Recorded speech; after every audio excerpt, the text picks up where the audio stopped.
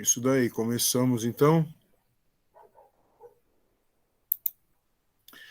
Não sei se vocês chegaram a dar uma olhadinha naqueles vídeos que eu mandei, tá? Na verdade, eles são só curiosidades, porque eu acho que é legal relacionar a matéria com o que está acontecendo hoje no mundo, né?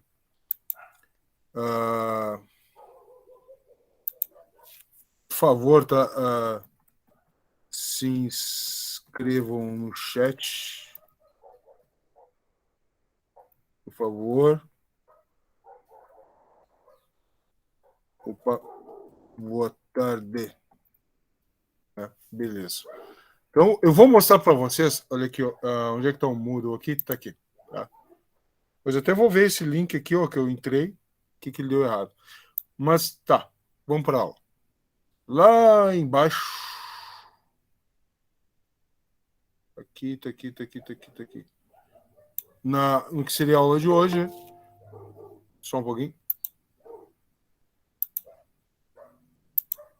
Aqui, ó, tem dois arquivos, tá? Esse daqui não vai dar para entrar, mas esse aqui é só um complemento.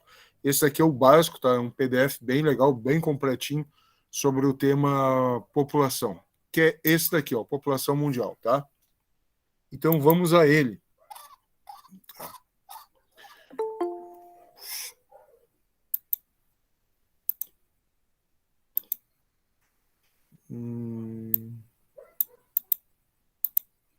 Ó, isso aqui é um texto que fala sobre os problemas do mundo com relação à superpopulação, né? Essa é uma visão que vem desde 1972, essa reunião famosa aí, essa conferência famosa na cidade de Estocolmo, capital da Suécia. Podemos dizer que foi a primeira conferência mundial, de âmbito mundial, sobre os problemas ambientais. E naquela época a tônica era: tem gente demais no mundo. Hoje em dia continua sendo, mas não é mais tão simples assim, né? Porque não é só uma questão de quantidade, é uma questão de qualidade, né? Basta a gente ver que tem países que têm uma grande população, como o Japão, mas eles não têm um quadro ambiental tão sofrível, tão ruim, social e ambiental, né? Social, que as duas coisas estão interligadas, quanto, por exemplo, outros países que são muito populosos, como Paquistão e Bangladesh, etc., que são países asiáticos muito pobres, né? Então, a visão de que é só uma questão de número, ela está equivocada, mas é uma questão que vem de longa data, como a gente já pôde ver em, em outras aulas, né? De séculos atrás, com um economista chamado Thomas Malthus, que ele previu na matemática dele, na matemática, né? E de acordo com os dados dele, os dados que tinha disponível, que a população ia crescer num ritmo muito maior do que da produção alimentícia. Claro que ele não conseguia prever, séculos atrás, todas as inovações tecnológicas que iam ocorrer na agricultura, tá? Então a gente sempre tem que entender o pensamento de um autor, principalmente muito antigo, de acordo com o que ele tinha na época disponível para tirar suas conclusões, tá? Bom, então aqui a gente tem a realidade de grandes centros urbanos e os problemas sociais e ambientais da periferia desses centros urbanos, né, que é muito comum, não só no país como o Brasil, mas principalmente em países mais pobres do mundo. Então, quando a gente fala de população, é bom a gente sempre relacionar esse conceito, que é o número de habitantes, ao seu território, tá? Isso é fundamental para a gente entender. Não é só uma questão de número, de quantidade de pessoas. Quantidade de pessoas bruta é população absoluta, que é o número de habitantes. O Brasil é o quinto maior país do mundo em população absoluta. Ah, então tem gente demais aqui. Não em termos relativos. Porque em termos relativos, a sua população relativa, se nós pegarmos o total da população brasileira, que são cerca de 214 milhões de habitantes, e dividirmos sobre o território de 8 milhões e meio de quilômetros quadrados, que é o quinto mais extenso do globo, não dá uma densidade demográfica, um número de habitantes por quilômetro quadrado muito elevado, entendeu? Dá um pouco mais de 20. Então, assim, ó, claro que isso aqui é um número teórico, né, pessoal? Porque a população não se acha distribuída no Brasil, em qualquer lugar do mundo, de modo uniforme a cada quilômetro quadrado.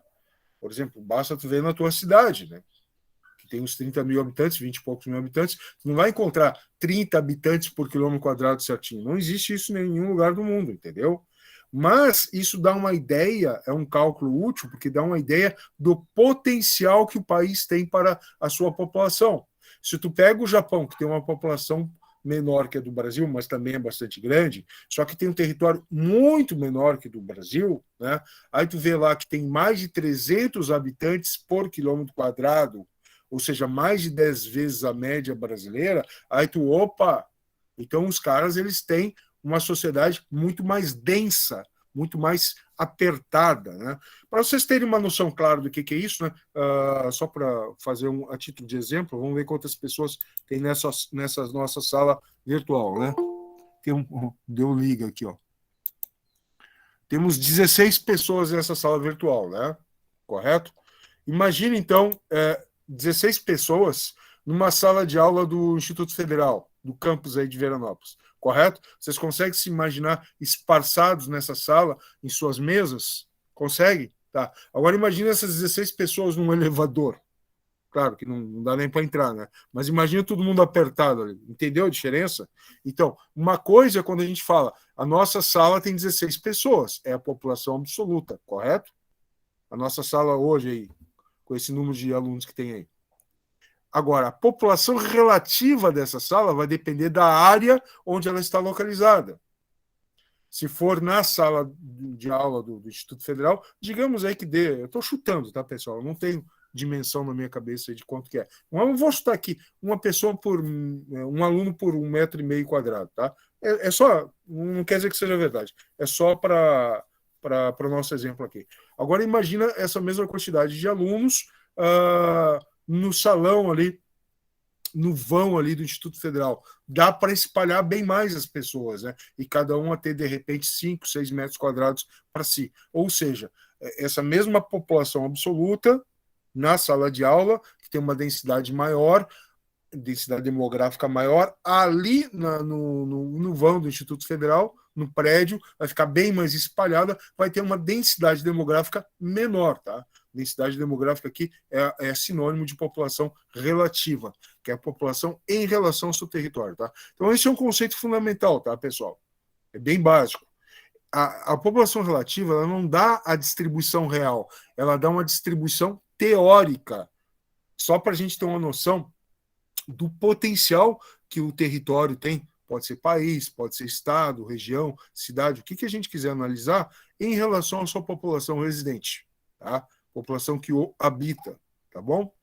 Outro conceito fundamental é o de crescimento populacional. Crescimento populacional é o crescimento da população de um território qualquer.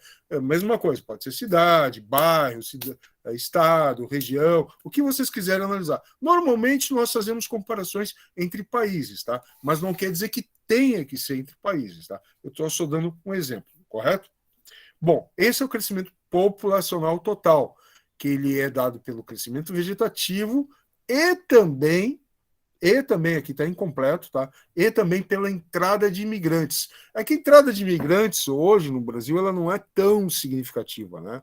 Já no século passado, início do século XX, ela era muito significativa porque era um país jovem, cheio de oportunidades, e nós tínhamos outros países no mundo que estavam numa situação econômica bastante grave, na Europa principalmente, né? A Europa, no início do século XX, era um continente com muito mais países pobres do que ricos, né? do que médios. Tá? Mas, voltando aqui à aula. Então, hoje, a principal forma de crescimento populacional que nós temos é o crescimento vegetativo, que não tem nada a ver com vegetação. Tá?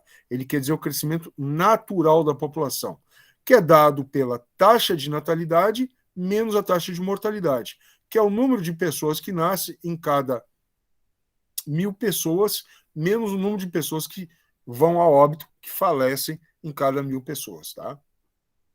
Isso aqui é bem importante, pessoal, sabe por quê?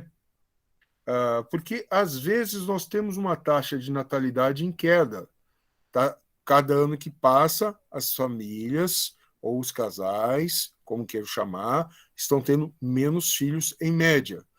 Então a população está diminuindo? Não necessariamente. Por quê?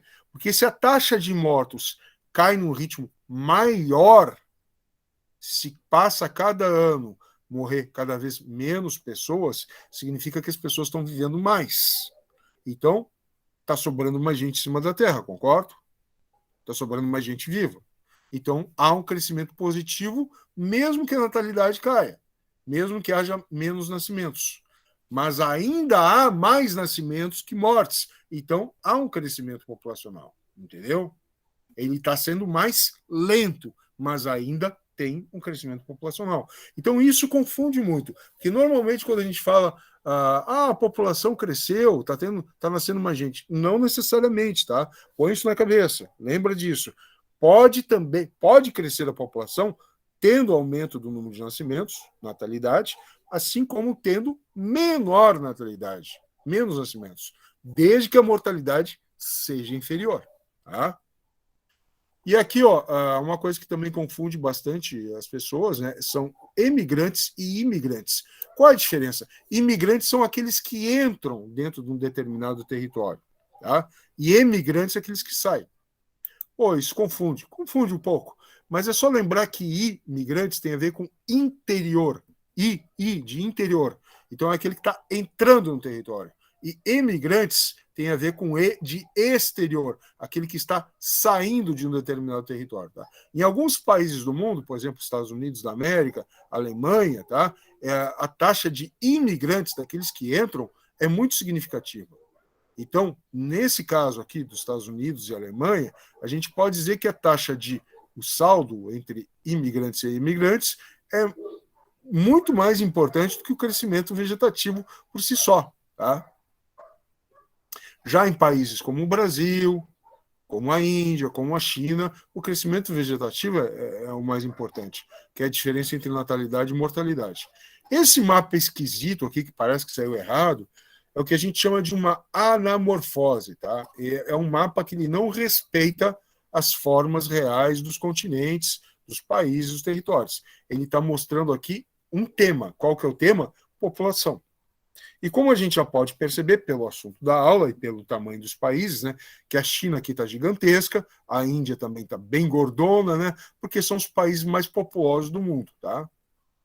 Depois vem em terceiro lugar os Estados Unidos, depois vem em quarto, aqui está numa corzinha mais pastel, difícil de identificar, a Indonésia, que é um arquipélago, né, que é aqui no sudeste da Ásia, e em quinto lugar o Brasil, que também tem uma população bastante significativa. Tá? Veja que a Europa aqui está gordinha, ó, porque ela tem uma população bastante grande. Tá? Agora veja aqui a Austrália, que é um país grande, né? Ele é um pouco menor que o Brasil em termos territoriais, mas olha aqui em termos populacionais, virou uma coisinha exígua, né? Observa aqui a Rússia, aqui no norte da Ásia, ela virou um filete, né? Ela até tem uma população significativa de mais de 100 milhões de habitantes, mas em relação ao seu território, olha aqui o jeito que ficou. Ficou um espaguete aqui, entendeu? Tá? Bom, aqui já tem um mapa, só que ele não é uma anamorfose, ele não está deformando o território para mostrar um tema, uma variável, que ele mostra a densidade demográfica por países, né? Já os dados meio defasados, mas isso aí não mudou tanto, né? Então, observa que interessante aqui, ó. Quanto mais escuro, maior o número de habitantes por quilômetro quadrado. Se vocês observarem aqui na legenda, o marrom escuro é mais de 270 habitantes por quilômetro quadrado. O meio laranjinha ali de 120 a 270. Observa aqui que a Índia ela tem uma densidade demográfica maior que a China. Mas, voltando aqui acima, só um pouquinho, estou a garganta meio detonada ainda. Se vocês observarem aqui acima, a China tem uma população absoluta maior que a Índia, tá? Mas quando a gente avalia a densidade demográfica ou a população relativa, que é a mesma coisa, a Índia ela é mais densa que a China. Inverte isso. Por quê? Porque o território da Índia é menor. A população fica mais apertada. Claro que esse apertado aí tá, é força de expressão, entendeu? Não é que fica tipo um baile funk, assim, sabe? Não é assim, entendeu? Não é que fica apertado, mas é que há menos disponibilidade de território para o total da sua população, compreendem? Né? Então, observa aqui a legenda da Índia, ela está na categoria dos mais densos, E a China, que tem a maior população do globo, está próximo, mas não está entre os mais densos. Né? E aqui tu tem a densidade demográfica dos países mais densos do mundo. Singapura, mais de 5.373 habitantes por quilômetro quadrado. Epa, agora ficou confuso, né? Onde é que diabos está Singapura? Singapura, pessoal, é uma cidade-estado. É uma cidade-estado. Não dá para ver ela aqui nesse mapa, porque ela é um pontinho. Ela é uma cidade que tem uma autonomia. Ela é uma cidade que corresponde a um país. Mas 5.373 habitantes por quilômetro quadrado, sendo que 1 quilômetro são 1.000 metros, então 1 quilômetro quadrado são 1.000 metros quadrados, é mais de 5 habitantes por metro quadrado. Pô, mais de 5 habitantes por metro quadrado, tu não consegue nem andar na rua, né? Sim, mas e como é que pode um negócio desse? Como é que pode um negócio desse? Pode, pessoal, porque é uma cidade-estado. É uma cidade-estado altamente verticalizada, ou seja, cheia de edifícios. Isto significa, então, que se todo mundo descer dos edifícios na mesma hora, num determinado horário do dia, e for para as ruas, aí fica tomado de gente. Bom, para te pensar sobre isso, imagina assim que uma cidade como Porto Alegre, na região central, ou num bairro muito denso, todo mundo vá para a rua no mesmo horário, em determinado horário do dia, num espaço mais restrito do centro da cidade. Vai dar isso aí parecido, se não mais até, entendeu? Ou São Paulo, ou Rio de Janeiro, ou Belo Horizonte, ou Curitiba, Salvador, Recife, Fortaleza, etc., entendeu?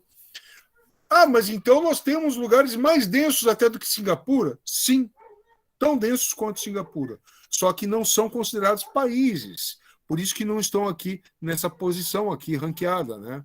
Porque daí, como se considera país aqui, e aqui, que países que estão aqui? Singapura, Bermuda, Malta, Bangladesh, são tudo esses três, Singapura, Bermuda e Malta, são cidades-estado. São pequenos países. Entendeu? Entendeu?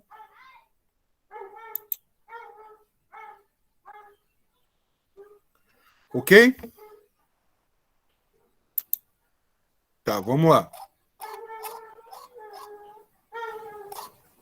Aqui mostra o crescimento populacional, né? Então, em 1994, nós tínhamos 5 milhões, mais de 5 bilhões e meio de habitantes, tá? Hoje em dia, nós chegamos aí aos seus 7 bilhões. Então, nós temos uma população, por exemplo, que está crescendo, embora mais lentamente, tá? Em 1850, ou seja, século XIX, tá? A população da Terra atingia 1 bilhão. 1 bilhão, tá? Hoje nós temos 7 bilhões. Tá? Esse PDF aqui vai até 99, alguns dados, então fala em 6 bilhões. Mas hoje nós já temos 7 bilhões. Tá legal? Aqui é o tempo para o próximo bilhão em anos. Então, em 1802, se levou 126 anos para atingir o primeiro bilhão. Em 1928, se levou 33 anos. Em 1961, 13 anos. Em 1974, 13 anos. Cada vez menos tempo até os anos 90. Tá? Depois começa a levar um pouquinho mais de tempo. Por quê? Porque a população está crescendo mais lentamente. Mas veja, comparando os dados aqui, né, de 2011, 2026, que é uma projeção, né, com o que era lá no século XIX, que hoje em dia nós levamos muito menos tempo para atingir mais, acrescentar mais 1 bilhão de habitantes, entendeu? Então, quer dizer, é um crescimento muito rápido. E, obviamente, que a Terra ela não aumenta de tamanho, os recursos não aumentam de tamanho. Né? A água nunca vai acabar, mas com cada vez mais gente morando em cidades, esse recurso básico, essencial, vai se tornar mais caro para ser tratado e fornecer água limpa, potável para toda essa gente, entendeu? E isso que eu não estou falando de alimentos. O que mais consome água na humanidade, a gente já viu isso, é a agricultura moderna, né? Ela consome muita água para irrigação. E isso que nem estamos falando de mudanças climáticas, né? Que podem bagunçar isso. Porque, no final das contas, quem é que sofre mais é a população que não está preparada para essas mudanças. Não só climáticas, mas mudanças na composição do emprego, na estrutura do trabalho e tudo mais. Né? E o que acontece? É a população mais pobre, dos países mais pobres. E por isso a migração que tem. Se vocês observarem aqueles 2 vídeos lá, né, por razões semelhantes, tu tem uma migração intensa para os Estados Unidos da América, né, a partir da América Central, passando pelo México, e outra lá na Ásia, já com ingredientes políticos ali, rivalidade entre os países, um país facilitando para a massa de imigrantes migrar para o outro que é mais rico, né, da Bielorrússia lá para a Polônia, né, fazendo até uma sacanagem, assim, um jogo geopolítico bem pesado, né, tipo assim, toma aí que o problema é teu, entendeu? Mas olha só a massa de imigrantes que, claro, não é todo dia que tem aquele montante lá, eu botei os vídeos mais apavorantes para vocês darem uma olhada, mas olha só o peso que os caras têm que arcar com essa migração nos seus países, porque aí eles têm que fornecer asilo para essas pessoas, eles têm que ter serviços essenciais para essas pessoas, como saúde, alojamento, comida, porque senão fica um monte de gente pedindo esmola e alguns até assaltando por razões de alimentação na rua, entendeu? Então, quer dizer, é uma crise global, certo? Que ainda não está em todos os países, né? Mas se o Brasil ele tivesse um ritmo acelerado de crescimento econômico, vocês podem ter certeza que nós enfrentaríamos problemas parecidos, com vários miseráveis vindo de países vizinhos que estariam em crise ou não estariam em crescimento, entendeu? Isso aí não tenha dúvida que ia acontecer. O que não quer dizer também aqui que eu estou torcendo, então vamos continuar na estagnação. Não. Claro que eu torço para que a gente melhore nosso padrão de vida, que cresça a economia, mas que também haja um processo semelhante nos países vizinhos, né? Porque senão daí gera um desequilíbrio, e esse desequilíbrio se manifesta primeiramente na migração dos mais pobres para os mais ricos. Bom, as correntes do pensamento demográfico, né, do pensamento sobre a população, tem aquela visão mais pessimista, de que a população superaria os 8 bilhões e meio. Não chegamos a esse patamar, mas também 7 bilhões não é pouca coisa, né? A visão otimista de que nós chegaríamos em 6,5, na verdade estamos acima disso, né? Estamos no meio termo, tá legal? Deixa eu avançar aqui para outras questões. Taxa de fecundidade do mundo. Isso aqui é uma coisa importante. Fecundidade não é exatamente a mesma coisa que natalidade, tá? Fecundidade é o número de filhos por mulher em idade fértil. Por que por mulher e não por casal? Porque nem sempre, na realidade mundial, os casais se formam, né? Mas o filho corresponde sempre a uma mãe. Então, qual é o número de filhos por mulher que nós temos no mundo? A média, hoje, é de 2,4. Só que, veja bem, na África, no continente africano, é de 4,7. Isto é a média, tá, pessoal? Obviamente que tem lugares que chega a 8, né? Na Ásia, 2,2. Na Oceania, 2,5. Veja bem que a Ásia está com o número de filhos médio por mulher menor do que na Oceania, que inclui a Austrália, que inclui Nova Zelândia. América Latina, 2,2 também. Ou seja, mesmo nós, com o nosso quadro de subdesenvolvimento, nós estamos também diminuindo bastante o número. Imagina, eu sou de uma família com 4 irmãos, né? 3 irmãos e uma irmã. Na minha época, isso anos 70 ali, nós éramos uma família pequena. Porque era normal ter 6, 8, 10, 12 filhos, entendeu? Era absolutamente normal. Hoje em dia são raros os meus colegas aí que têm 4 filhos, né? Entendeu? América do Norte, 1,9 e Europa, 1,6. Agora, dependendo da região da Europa, essa taxa aqui mal chega a 1. Se é aqueles países mais desenvolvidos economicamente. Mas por que o maior desenvolvimento econômico leva a menos filhos? Essa é uma questão interessante, né? Porque o maior desenvolvimento econômico está relacionado à urbanização. E a urbanização está relacionada a um ritmo de trabalho, uma incorporação da mulher no mercado do trabalho que não permite com que ela... Não permite, não. Não é que não permite, é que ela não se permite ter filho antes de completar o ciclo de estudos, antes de ter um emprego mais estável, e daí, como vai empurrando esse desejo de criar filho para mais tarde, às vezes acaba passando pelo período do ciclo reprodutivo, e daí acha melhor não ter, entendeu? A teoria da transição demográfica, o que é isso, né? Na verdade, a transição demográfica é basicamente uma mudança do comportamento da população, do ritmo de crescimento da população, em função dessas condições urbanas, né?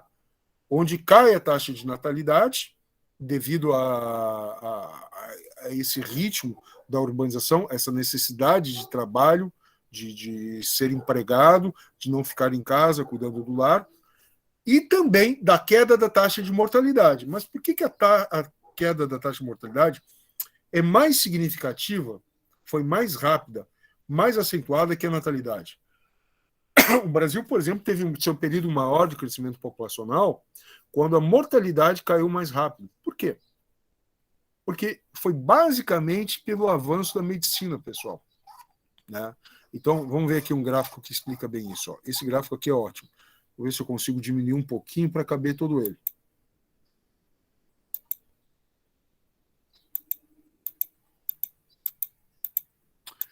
Não fica tão bom de visualizar, mas dá para ver ele inteiro. Tá? Então, essa primeira coluna aqui ó, é o período em que a sociedade é rural. Tá? Então, tu tem uma natalidade lá em cima, tu tem um alto número de filhos. E a mortalidade oscila, aumenta, aí tu tem períodos que morre mais gente que nasce, aí esse excesso de pessoas idosas falece, aí tem as pessoas que não são tão idosas. Então, a natalidade está bombando mais que a mortalidade. Então, nasce mais gente que morre. Depois, essas pessoas vão vivendo, até que atinge o seu limite natural, começa a falecer, a mortalidade supera a natalidade. Aí diminui a população. Aí, de repente, começa a melhorar o padrão de vida por alguns avanços na medicina. Tá? Isso aqui é século XIX no Brasil, início do século XX, tá? Século XVIII, XIX na Europa. Aí a natalidade começa a ficar permanentemente mais alta que a mortalidade. Essa diferença aqui, ó, esse gapzinho entre as duas, tá? Esse espaço em branco significa gente aumentando na sociedade, mais indivíduos. Aí nós temos um período que é o segundo, que é o período do boom, né? Então, quem nasce aqui são chamados baby boomers, né? Explosão de bebês. Isso aconteceu em termos mundiais depois da Segunda Guerra Mundial. Já tinha acontecido na Europa no início do século XX, mas em termos mundiais depois da Segunda Guerra Mundial. Por quê?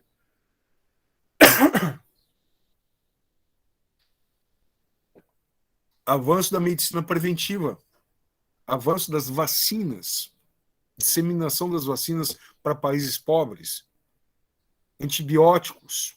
Imagina, não sei se vocês viram, semana passada eu tive uma gripe aí, depois viveram uma pneumonia, né? E isso aí, em séculos atrás, matava gente, entendeu? Ainda mata, só que matava em maior número. Eu tive um avô materno, né? O pai da minha mãe, que ele morreu com 30 e poucos anos, cara. Ele morreu com tétano. Quem é que morre de tétano hoje em dia? Entendeu? Quer dizer, doenças infecto-contagiosas matavam muito. E com a vacinação e os medicamentos, olha o que acontece com a mortalidade. Despenca. A natalidade também cai, mas muito lentamente. Essa diferença toda aqui, ó, isso aqui parece um estômago, né? Essa diferença toda aqui, ó, é aumento populacional. Aí, anos 70, a economia começa a capengar, lá nos anos 73, por causa do choque do petróleo, o custo de vida começa a aumentar, a inflação se torna galopante. Opa, não dá para ter tanto filho. Está ficando caro. Aí entram em cena os anticoncepcionais, olha o que acontece com a natalidade, cai vertiginosamente. Tá? Então, até os anos 80, 90, o Brasil estava aqui. Ó. Ele ainda tinha um crescimento positivo, né? Mais natalidade do que mortalidade, mesmo que em queda, é crescimento populacional. Esses pontinhos que vocês estão vendo aqui, ó, é o tanto de gente aumentando representado, tá? Mas, a partir dos anos 90, começa com maior urbanização, maior absorção das mulheres no mercado de trabalho, aconteceu o quê? Ó? Queda abrupta da natalidade. Ainda não chegamos nessa fase, que é a fase que muito país europeu ocidental está, né? Os Estados Unidos não está bem aqui porque tem muita imigração, né? Mas, assim, está chegando aqui. Mas o Japão está aqui dentro também, né? A China também já está entrando aqui. Então, o que acontece? Chega uma hora que estabiliza a população. Isso é uma coisa boa, né, professor? A princípio é bom. A princípio é bom. Mas lembra o seguinte, sempre que nós temos uma solução no mundo, surge um problema depois, tá? Parece brincadeira, mas é verdade. E esse problema, hoje em dia, está extremamente relacionado ao grande número de idosos que nós temos. Porque com essa queda da natalidade, começa a faltar jovem. Ah, mas e aí? Tem bastante idosos, os caras já estão aposentados. Tá. Agora me diz uma coisa, meu amigo, minha amiga. Quem é que sustenta os aposentados? Ah, eles contribuíram para a Previdência e têm direito à aposentadoria. Eles têm direito à aposentadoria, concordo contigo. Só que esse dinheiro, meu amigo, o governo já usou. Ele já usou isso, já gastou. Ah, mas então que sacanagem. Quem é que vai pagar a aposentadoria para eles? São os impostos dos mais jovens. Só que se tem cada vez menos jovem, de onde que eles vão tirar o dinheiro? E aí? Percebeu? Percebeu? Isso aí não é uma situação exclusiva do Brasil, é uma situação mundial. Crise da Previdência. Claro, eu nem estou entrando aqui no aspecto político da coisa, em roubalheira, corrupção, coisa e tal, que isso aí é um outro fator pesado. Né?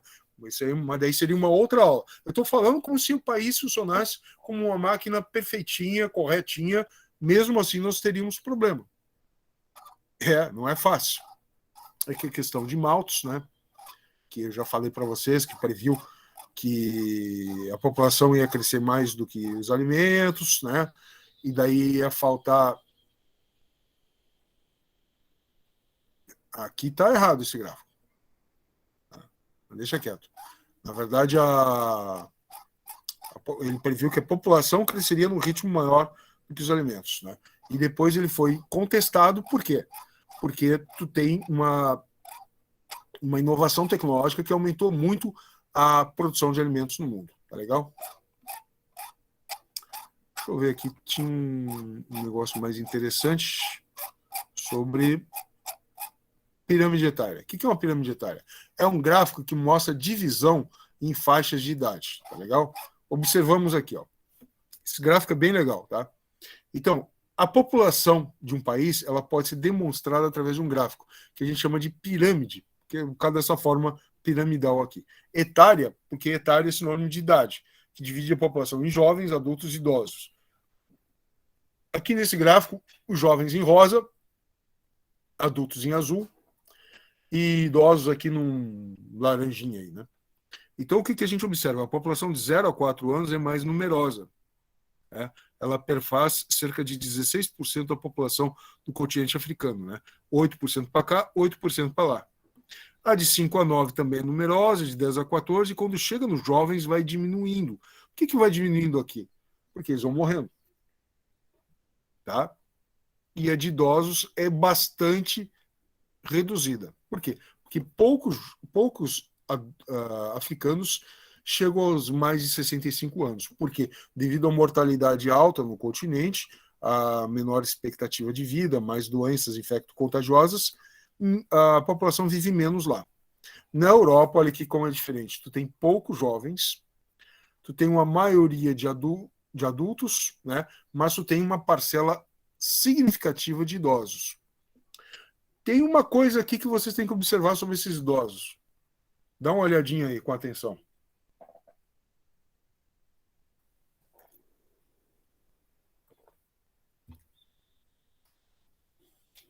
Percebeu que tem muito mais mulheres do que homens?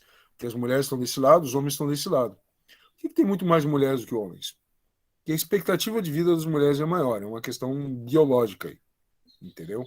Não é sociológica, não é econômica, porque mesmo em sociedades mais pobres, as mulheres vivem mais do que os homens. Aqui na África parece igual, mas se tu observar aqui, ó, de 65 a 69, tem mais mulheres do que homens, tá? Aqui tem uma pirâmide etária brasileira, né? O que está aqui em azul escuro e vermelho escuro, né? Seria a realidade do ano 2000. O que está aqui em tom mais claro atrás é a realidade da projeção de 2035, né? Ou seja, aqui uma base bem estreita aqui embaixo, tá? E muito mais adultos e bastante idosos. Eu tenho um gráfico melhor do que esse daqui, deixa eu ver se eu acho onde é que está isso, que eu separei para vocês aqui. Esse gráfico aqui desse material que também está lá, que é bem melhor para... Peraí, vou fazer aqui... Vou botar direto aqui. Cadê? Aqui. Bem melhor aqui de analisar. Tá? Então, observe aqui o Brasil de 1970. Era uma pirâmide típica de país subdesenvolvido, com muitos jovens na base e pouquíssimos idosos.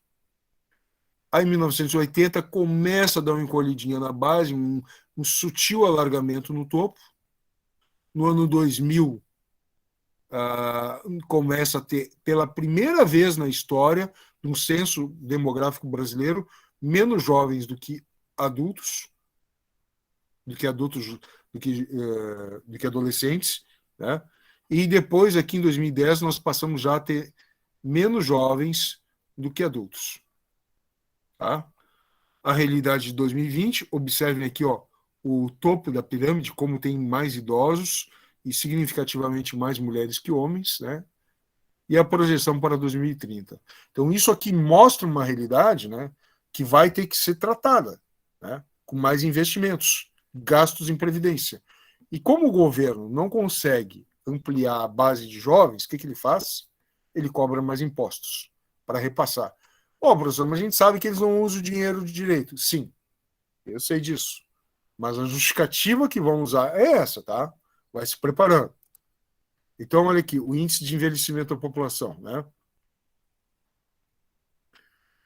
Ou seja, a projeção aqui, 65 anos, né, em comparação com população de 0 a 14 anos. Né? Então, atualmente, em 2020, nós temos cerca de 50% a mais. Né? Mas a projeção, se continuar crescendo, né, é de nós chegarmos até, mas isso aqui é uma projeção, tá? Se continuar crescendo do jeito que está, em 2070, 200% a mais idosos do que população de 0 a 14 anos. O que vai acontecer no Brasil é que nós vamos ter programa de incentivo à natalidade. Os países europeus, eles pagam bolsas para os casais terem filhos. Quanto mais filhos tu tiver, tu recebe um auxílio para ter mais filhos. Né? E a queda no índice de fecundidade, número de filhos por mulher, né? Que em 1960 chegou a 6,3, né? E atualmente mal chega aí a 1,8 filhos por mulher. Tá legal? Então, isso aí é só para ter uma noção, né, do que nos aguarda. Legal? Para encerrar essa aula, o que é a população ativa, né? A população ativa é a população em idade de trabalho, tá? De 15 a 65 anos. Não toda essa população está trabalhando. Atualmente, nós temos uns 43%, mais ou menos, da população brasileira em idade de trabalho. Isso significa que nós temos mais da metade inativa, que ou é jovem ou é idoso aposentado, que tem que ser sustentado. Só que, como os impostos são altos, muita gente vai para a informalidade, inclusive empregadores, né? E daí o que acontece? Menos o governo arrecada para pagar a previdência, para investir em escola. Então, qual é que é a solução? Aí já é política, cada um tem uma visão, né? Eu tenho uma visão, só que agora eu não vou falar como professor, eu vou falar como um cidadão que tem a sua opinião, né? Eu acho que chegamos a um ponto que quanto mais o governo cobrar mais impostos, maior fuga de pagantes vai ter, maior evasão de divisas vai ter, maior sonegação vai ter. Então, eu acho que o viável seria fazer uma reforma tributária que reduzisse os impostos para os indivíduos, mas alargasse a base, ou seja, que conseguisse captar os impostos daqueles que não pagam, que sonegam. Então, tu diminuiria para cada pessoa, mas ampliaria a base. Aí seria um sistema mais justo, porque todos ou quase todos pagariam. Né? Bom, isso aí é tema de política, cada um tem uma opinião, tem professores que podem pensar diferente, essa é só uma opinião, nunca vou cobrar opinião minha em prova, né?